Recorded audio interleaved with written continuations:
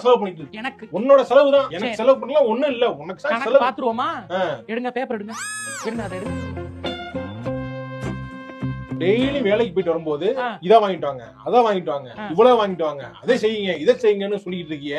அதுலயே அவ்வளவு காசு போகுது தெரியுமா? அதுல எல்லாம் என்னென்ன வாங்கிட்டு வர சொன்னேன் அதை சொல்லுங்க. பருப்பு, அரிசி அதெல்லாம் வந்து அவிச்சு நானே வாய்க்குல போட்டுக்கிறேனா? அதெல்லாம் யாருக்கு சமைச்சு கொடுக்குறேன்? சரி, பொதுவா வீட்டுக்கு தானே. அதை எப்படி எனக்கு செலவுன்னு சொல்லுவீங்க? சரி, ரைட். செலவு ஓவர் செலவு இல்ல. அடுத்து நெக்ஸ்ட் Dress. நீ வந்து எவ்வளவு நான் ஒரு சட்டை ஒரு பேண்ட் எடுக்கிற இடத்துல நீ கூட வந்தீனா 5 டாப் எடுத்துட்டு வா. ஒரு சட்டை ஒரு பேண்ட். அந்த ஒரு சட்டை என்ன ரேட்டுக்கு வாங்குறீங்க? 2500 ரூபாய். 2500 ரூபாய் பிராண்டட் ஷர்ட் தான் நீங்க போடுவீங்களோ? ஏன் 500 ரூபாய்க்குலாம் சட்டை போட மாட்டீங்களோ?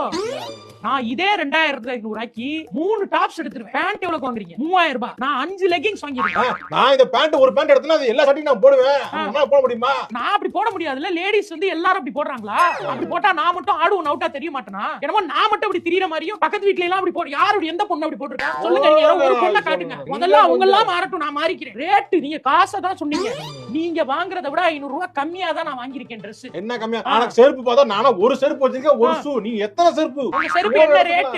கிராக்ஸ் செருப்பு 2500 ரூபாய்க்கு வாங்கி வச்சிருக்கீங்க. நான் ஒரு செருப்பே 250 ரூபாய் தான். 10 செருப்பு வாங்கிடுவேன் நான். தெரியுமா? இங்க பாருங்க.